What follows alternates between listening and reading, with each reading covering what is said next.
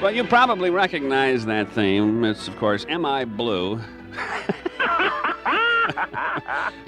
By Raymond Rockello and his orchestra. What great music from that show. That's terrific, isn't that? Joanne Worley, good morning. Well, good morning, Ken. How are you? I'm lovely, and so are you, I can tell. I love that song, and I love that arrangement. That's really great. You know, the song is called You're Never Fully Dressed Without a Smile. Andre Castellanos does that version, but that's from Annie, the show that you're in. That's right, and I hear that every night and twice a day when we do matinees. What a wonderful show Annie is on stage. When's the last time you saw it, Ken? I bet. When did it come out? Oh, gosh, I don't know. What has it been, like 14, 15 years? Yeah, I was going to say, it's been at least 10 years since I saw it when it came through the area, and now you're still doing the original Annie, right? Oh, yes, this is the original one, and it's a wonderful show to see, especially around the holidays, because, as you know, it takes place around Christmas. Right. And economic times are much like they are today, right? Yeah, a lot of people are living in tent cities, and back then they were living in something called Hoovervilles, where they all would, share their food and, live underneath the bridges and things like that. Yeah. And times were tough. But, kids who come to see the show aren't really aware of all that. That's just another level for the parents to, see and enjoy the show from and say, oh, look how things during the Depression were that bad. And what's positive about Annie is there are answers given in the show. Hopefully our politicians will come and see the show and know what to do. Maybe they'll learn something. Yeah, because FDR was of course, it takes place in 1933, and Roosevelt said, well, and his cabinet came up with, let's build bridges, let's build libraries and put people to work, give them jobs, which will give them money so they can buy houses and, food. And and there's talk about doing a civilian conservation corps kind of a thing again. Oh, absolutely. It makes such sense. Yeah. I mean, maybe it makes too much sense. Why wasn't that done before? I don't know. Oh, Actually, we hear about the times being tough, and they're not tough for everybody, but boy, if you're out of work, it's tough. Oh, yeah. No matter, what your work is, if you're out of work, it's tough, because a lot of people equate their value through their work. Yeah, a lot of people are finally getting the feeling of what it's like to be an actor. I see what you mean. Yes, it's a very tenuous career to have, because it's not like you go to work every day from 9 to 5. Our day usually doesn't start until 5 at night, unless, as I said, we're doing a matinee. Yeah, but as soon as the show ends, you never know for sure if you're going to work for a while, right? No. But you keep busy. Yes, as a matter of fact, once I started working in show business, knock wood, I've been able to continue working in show business and make my living doing it. But luckily, I do lots of different things. I don't just do theater, right? Yeah. And I don't just do what now they're called concerts. They used to be called nightclubs. You do your nightclub act. Now you can do concerts, and I do commercials. I do everything. You do game shows too. I was noticing some of the things you've done. You've done Crosswits. Yes. It Pays to Be Ignorant, which was an old radio show, I believe, at one time. Yes, that was great fun to do. It was Charles Nelson Riley and I were on the panel, and we did a million of them all together, as you know, in one thing. And what was the other one? On Broadway, what was it? Win, Lose, or Draw, that game show. Oh, yeah. And certainly Hollywood Squares, Match Game, name them. I've done them. Yeah, it takes a certain type of personality to succeed on game shows, and talk shows, too. Not everybody can do all that stuff. Oh, you mean, and the other ones like Password and Pyramid, which, I think, if anything, I really enjoy playing games, and I like to win for the people. And it really matters to me that we do win for the contestant, because it's like giving a friend either, as in the case of Pyramid, money, or in the case of Hollywood Squares, fabulous presents. Mm-hmm. And when my husband and I entertain at home, we have people over, we have dinner, and we play games. You were one of 5 kids raised on a farm in Lowell, Indiana? That's right, Lowell, Indiana. Uh-huh. Which is not that far from us here. I mean, it's kind of like getting back to your area, isn't it, to be at the Assembly Hall? Oh, absolutely. I'm in the Midwest, and people say, of course, I live in California now, but people say, it's going to be cold and all that. I say, excuse me, I know about that stuff. I've been there before. I've been there many times.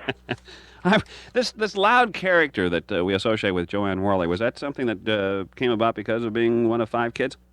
The character you associate with me? You mean being an extrovert? Yeah. Possibly that's what you... Yeah, when I think of shy, I guess I wouldn't expect to find your name next to the word in the dictionary. Yeah, you may be right. I know you're right. As a matter of fact, I do that... I don't know, have you ever seen a show called Once Upon a Mattress? Yeah. Maybe so, maybe not. You were in that, right? Pardon? You were in that. Yes, I did that, and there was a song in it called "I'm Shy," and which, of course, belies its title. And I use that when I do my one-woman show because, as you say, I'm anything but shy, and it works for me, as they say. Were you secretly shy at one time? Secretly shy. Yeah. I think what I was when I was growing up, I was very introverted, and then when I hit puberty, I broke out literally and figuratively. Yeah. And I found that I could make people laugh, and I enjoyed making people laugh, and that became my mission in life. Yeah. Joanne Worley has been in national companies of Carnival, the Pirates of Penzance. We mentioned Once Upon a Mattress, MAME, Hello Dolly, Anything Goes, Call Me Madam, Can. They're playing our song. So, and on here. I'm bored with you reading them all.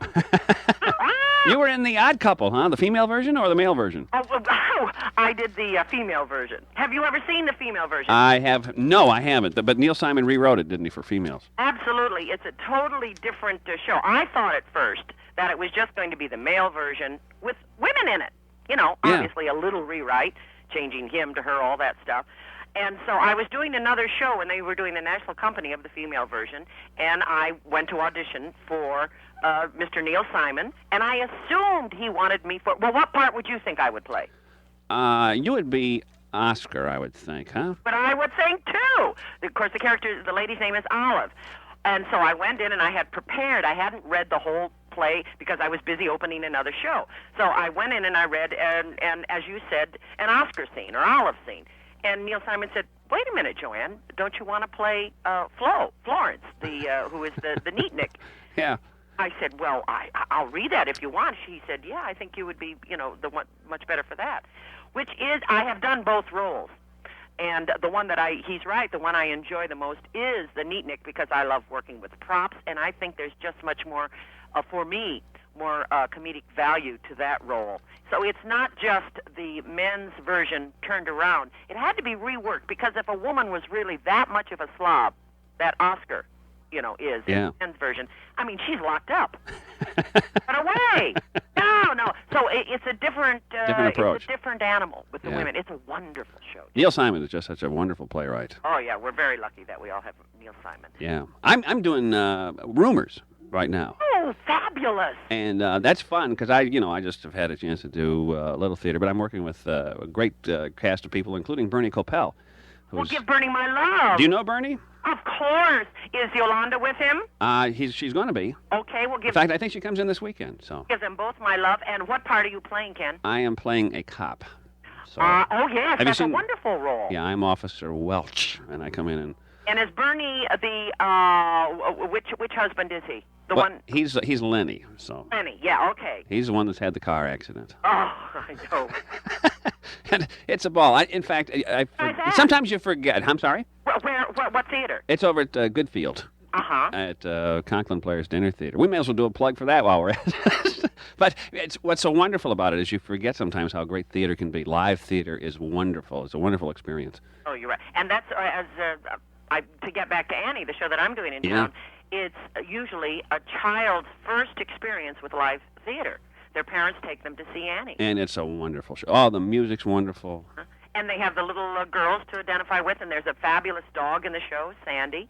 And as you know, maybe you don't know, the dogs that are playing these Annie companies on Broadway, and usually when you see them touring, are saved from shelters. The trainer goes to a shelter. I didn't know that. Yeah, the original one was, and from then on the tradition has been maintained. Well, they go to a shelter, and they get a dog that looks kind of like the Sandy from the comic strips. Yeah.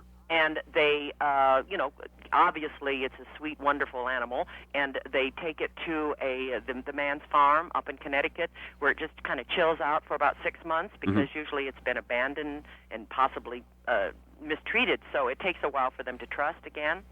And they're trained with love and treats, just like actors. The dog has rehearsals, too. That's right. And sometimes kids who come see the show, they see the little girls on stage, and they think they don't have to go to school. Wrong!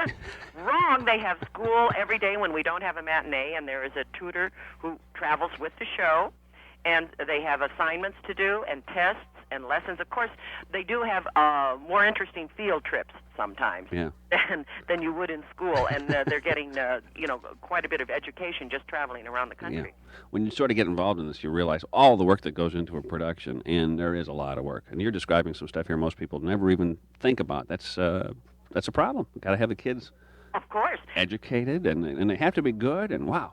Let's break for this. Joanne Worley's on the line. If you have a question, you want to take a phone call or two? I would love to. Gosh, we could talk about Laugh-In. We could talk about all kinds of stuff here. But we could talk about Beauty and the Beast. You were the dresser in there, weren't you? Huh? What a wonderful movie. That should have won Best Picture. I swear that one should have won. Oh, it was wonderful. But, the problem there, and you as an actor also can, right? Well, sort of a part-time, let me at it once in a while kind of a thing. Well, I would love to take some calls. And also another thing that's coming out that I did with my husband will be out on, it's called USA Cable Network. Yeah. Something called The Elf That Saved Christmas. And I play, again, the villainess like I do in Annie. I play the wicked person who is trying to ruin Christmas. She's so jealous of Santa Claus and all the love that all the little kids have for her that she tries to ruin Christmas that year. I have to break for this commercial. We'll be back, all right? Joanne Worley is on the line. 829-2345 is our number. This is John Wolwin from Jack Lewis Fine Jewelers, announcing a repeat of one of our most popular events. This Sunday only from 12 till 5 at our Eastland Mall store, a New York and Hong Kong manufacturer will be showing their complete lines of cultured pearls and pearl jewelry, diamonds, and colored stone jewelry in both 14 and 18 karat gold. Choose from rings, bracelets, necklaces, and earrings. It's also a wonderful opportunity to match an existing strand of pearls with complementing pieces. Many colored stones will be available in 18 karat, including rubies, sapphires, emeralds, and tanzanite, as well as a complete selection of semi-precious colored stone jewelry. Listen to our remote broadcast on WJBC Sunday from 12 till 2 for additional details. Or, better yet, stop in to try your luck with the WJBC Treasure Chest. All show merchandise will be specially priced for this event, and a small deposit will hold any selection for the holidays. We'll see you Sunday at Jack Lewis Fine Jewelers, Eastland Mall store. Perfect gift giving starts at College Hills Mall. College Hills Mall has the year's perfect blend of stores. Revisit the friendly and familiar, or enjoy the exciting, the newest, a selection of clothing, jewelry, gifts, and so much more. When time is precious, the gift that always fits perfectly, the College Hills Mall gift certificate, is available during mall hours. For the holidays, Monday through Saturday, 9:30 to 9:30, Sundays, 11 to 6. For your holiday shopping, the perfect choice is College Hills Mall, Veterans Parkway, Normal. Why is it everyone thinks that for a bank to give good service, it has to belong to some mega group with headquarters halfway across the country? It didn't start out that way. Banks used to be, well, homey. That's still the way it is at Citibank of Bloomington Normal. You get a good feeling each time you walk into Citibank because you know they have a friendly, personal way of doing business. You know that when you need to talk to someone, the people at Citibank are going to listen. Everyone does their best to see you're satisfied because Citibank wants you for a customer, and they want you to come back. Citibank of Bloomington Normal is a full-service bank, just like those big guys, but they haven't lost that personal touch, which was why your father and grandfather did business with their banks. Get to know Citibank, and they'll get to know you. Just off Veterans Parkway on Eastland Drive between Schnooks and Cobb. Large enough to serve you, small enough to know you. Citibank is an equal opportunity lender and a member of the FDIC. And watch for the opening of the new drive-in facility coming soon. President Bush is going to speak to the nation at 11:30 this morning to discuss the situation in Somalia, and we will be carrying the president's address live right here. Joanne Worley is on the line. If you have a question you'd like to ask her, feel free to give us a shout. Ronan Martin's Laugh-In was one of those shows that was really a one-of-a-kind thing, wasn't it? Yes, it was. I have a question I'd like to ask the president. Can we phone in to him? I wish we could. No, we can't. Well, why don't we devise a question to ask him? What would you like to ask him? How do you get everything packed to get out of the White House? That's Well, we know they don't have to do anything. Yeah, they really don't, do they? They point. They say, that's ours, that's not. That's ours, that's not.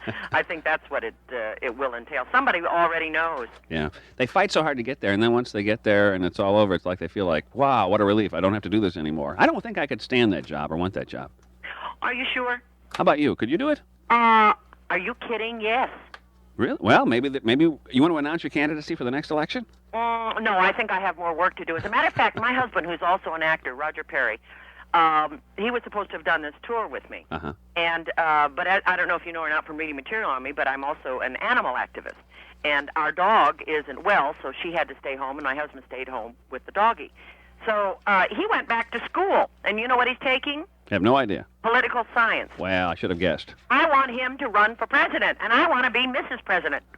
I don't have time to learn all that stuff. I just know I could be a great hostess. I would think you could be, and you certainly wouldn't be outspoken. Marty's can. You wouldn't be outspoken, would you? No. Wouldn't be outspoken by anybody. No, I'll tell you what, we would have a good time, though. We'd have a lot of laughs. Yeah, I bet you would. I've always enjoyed your work. I really have to tell you that. In Annie, I can just tell you don't play Daddy Warbucks or Annie, do you? What character I are you? wish I played Annie, but I'm much too tall for that part. You're Miss Hannigan. You're the mean one. Oh, yes. Well, bless her heart, she doesn't know she's mean. It's just that she is in a situation of which she has no control over, like a lot of people in the world. She happens to run an orphanage full of little girls, and she just hates these little girls. She just hates little girls. Now, do you have it? Let me interrupt here just for a second. Go ahead. Hate doesn't work, does it, in comedy? You don't want to really be hated, do you? Oh, well, you have to be. It's a thin line you walk. It's as you know from doing shows, you show the silly side of her. Yeah. The reason for her hate is out of proportion, right? They're adorable little girls. Yeah. They are sweet. So it's ridiculous that she should really It's silly. have that animosity. Oh, I know. And she's just mad at herself because she doesn't have a husband and it's fashion, and she doesn't have any really pretty clothes, you know? Yeah, but frustration plays, but hate doesn't really play so well on stage, does it? No. Or am I wrong? I don't think so unless you're doing, heavy drama. Yeah. Yeah. Well, it's interesting. Do you have a question for Joanne Worley? Boy, time's flying by here. Good morning. Good morning. I don't have a question for her. It was about a song that I heard this morning on your radio. Oh, I'm going to have to ask you to call back, okay? Pardon? You'll have to call back. I'm sorry. We only have a few minutes, and I want to direct the calls to Joanne if we've got them. Good morning. Good morning. Please, Joanne, laugh for us. Oh, you mean... Please do. Do that thing? Oh, that thing. Just love you. Just love you. Oh, what's your name? My name is Johnny. Johnny, as in a man's name? It's a Jon. Well, obviously you're not a man. Okay, now, Johnny, are you coming to see the show? Oh, I'd love to. I hope you do. It's at the Assembly Hall, and in fact... I have tickets. Can you come as our guest? Pardon me? If you want, would you like to come see the show as my guest? Oh, I would love to. Is there a way to do that? Can she stay on the line and somebody get her name and Yeah, we can do that, I guess. address and find out when she'd like to come? All right. Okay, and be sure she comes as my guest. All right, we'll put you on hold, okay? Okay. Well, Hey, Johnny, we'll see you there. thank you. All right. And All tell right. her to be sure to come backstage after and say hi. All right. Well, that ought to be a treat, huh? Well, I hope so. No, obviously you're coming, Ken. Let's see, it's the 15th second. I can't come. You what? I'm involved in this other thing. Darn it. About matinees. Yeah. Well, maybe that's a possibility. 15th, 16th, and 17th, right? Yeah? Those are the dates at the Assembly Hall. And it's an 8 o'clock show at night, right? Yes. Are you doing matinees, really? Oh, no. I guess we're not if that's a Tuesday, Wednesday, Thursday, isn't it? Yeah, no, you don't have matinees, I don't think. Oh, Look, Ken, then you can't say... Well, I don't... Next time I'll have you to come come to another city to see it, then. next time you come through, I'll have to make a point of doing that. All right, I've got your promise, then. All right. I want to thank you. Gee, the time is flying by. We have to join the president. But Annie, and it is a great show. Did you see the movie, by the way? Yes, I did. I think it's much better. It's much better on stage, isn't it? Oh, yes. You know, Much. quite often shows, real theater shows, don't translate that well to film. But sometimes that's all people get an opportunity to see, and I would much rather that than not have them see the product. Yeah. Well, I just think there's a difference in night and day. Even though John Huston directed that thing, the stage show is so much better. Yeah, and people who come to see it will get a nice send-off to the Yeah. holidays. And that's not to say the movie was bad. I don't want to say that. It's just that it's even more enjoyable on stage. Well, I'm not even going to get into it. Okay. Annie is the name of the show. It is at the Assembly Hall, and you can call Ticketron or call the Assembly Hall for ticket information at 217-351-2626 or 217-333-5000. why don't I hang? Well, you hang on. We'll take care of all this stuff, okay? Okay. Joanne, thank you for being with us. Well, I thank you and thank Johnny for calling in. And if somebody else did, they would have had free tickets. What a shame! Okay. It's It's and please give my love to Bernie Capel. We'll do it. Okay, Ken. Okay, Thank thanks. you.